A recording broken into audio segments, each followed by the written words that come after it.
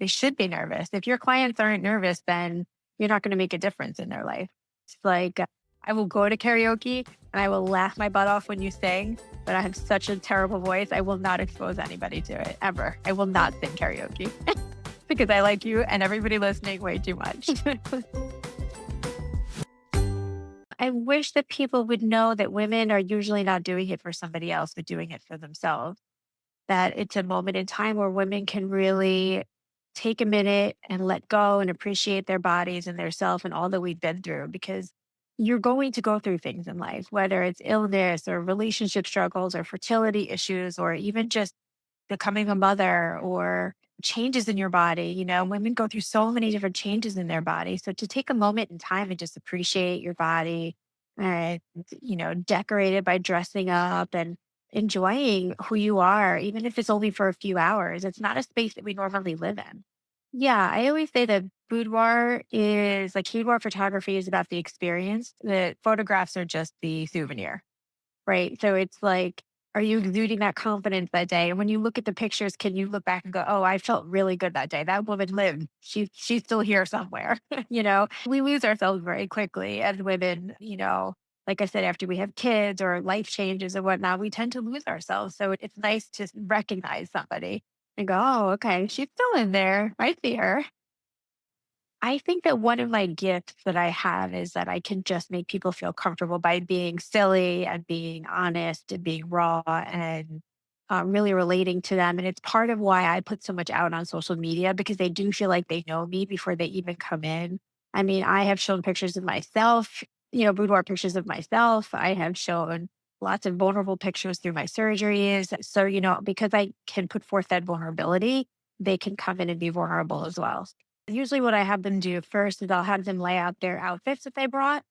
That's multi-purpose. It allows me to see what they're going to wear. I can understand where in the studio I'm going to shoot and where, how I'm going to light it and whatnot. It also gives me an idea of who they are and how they want to portray themselves.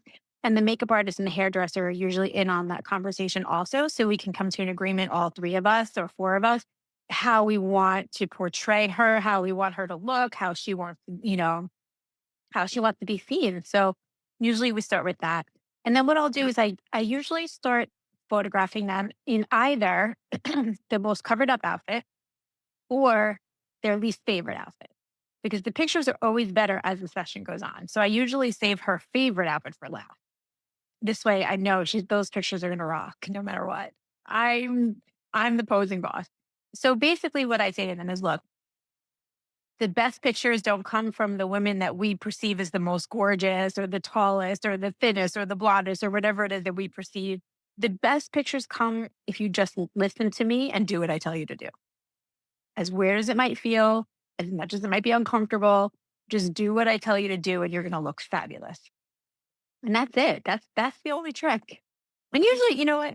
Usually when they come to me with poses, they're like, I wanted a picture like this, and I'm like, no, what are you doing? Like I practiced in the mirror. I'm like, no, it doesn't work like that. So I'll say, okay, do that. Click, click. Now let's move on to what I think. Not every body works in every pose. Have you ever had a subject come to you with a picture of somebody else that they like and they say, I want a picture like this? Well, that's fine. But this model's 100 pounds and 5'9". And you can't compare yourself to models. It's not the same thing. I'm only 5'2". I can bring a picture in of a model and say, I want to look like this, but I can't. It depends on proportion. It depends on, height. It depends on all the different things. So I always say I don't copy poses, but I'll use them as inspiration for a pose that looks good on you. And if somebody's really nervous, Jen, what They is a should good be tip there? nervous. They should be nervous. If your clients aren't nervous, then you're not going to make a difference in their life. It's like jumping out of a plane, right? Skydiving. If you're not Mhm. nervous, then what's the point of it? You're doing it because you're nervous, because it's scary, because it's out of your comfort zone. Uh, And why do you do that? You do that to grow and to learn and to push yourself. This is the same type of experience, thankfully on the ground, but it's the same type of experience where you should be nervous because it means something to you and it's going to change you. If you just come in, you're like, I don't really care about this, well, then it's not going to make an impact. Before I got cancer, I remember being in a place in my life where praying or manifesting, whatever words you want to use, but just putting it out in the universe that show me the way, show me how I can reach more women, show me how I can make a difference in this world. That's what is important to me. It wasn't the money, it's not the fame or the recognition or anything like that. It's how do I make women feel good? How do I reach more women? And then I was diagnosed with cancer and I was like, That's not quite what I meant, but that's what was given to me. Right. So I said, okay, I have a choice. I can either look at this like it's happening to me or it's happening for me. And I'm going to choose for me. And this is an opportunity to reach more women that I couldn't reach just with my photography. And if I turn up that opportunity, then it's just disease. Nobody wants disease. They want purpose. So it gave me the opportunity to put purpose behind my disease. After you beat cancer, the world sees you a different way. The world says, "Oh, well, you must have this outlook now that like their whole life has changed and everything is great and you're just happy to be alive." And like you're alive, but you don't really feel alive. At least I didn't. And I'm finding a lot of other people really relate to that. You try to get back into your old life and you're like a round peg in a square hole.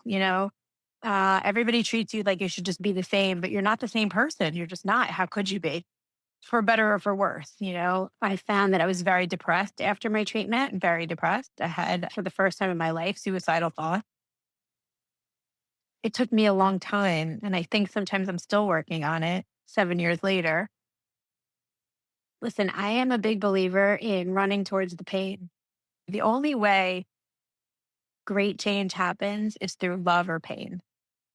And most of the time it's through pain, I have to be honest.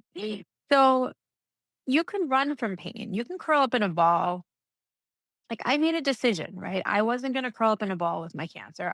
I'm not saying everybody has to be that way, but what are you going through in your life? The truth is that you have to run towards the pain because that's how we change. That's how we grow. And there has never, ever been a success story without struggle. It's just impossible. The reason they make documentaries about all these amazing people is because they have a story to tell.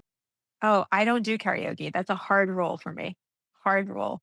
I will go to karaoke and I will laugh my butt off when you sing, but I have such a terrible voice. I will not expose anybody to it ever. I will not sing karaoke because I like you and everybody listening way too much. I don't have a joke. That's terrible. Oh my gosh. I don't know. In my house, we tell a lot of really dirty and stupid political jokes. It's like so inappropriate. My son recently told the dirtiest dad joke in front of my parents. I thought I was going to crawl under the table and die. My dad never laughed so hard. What did you do?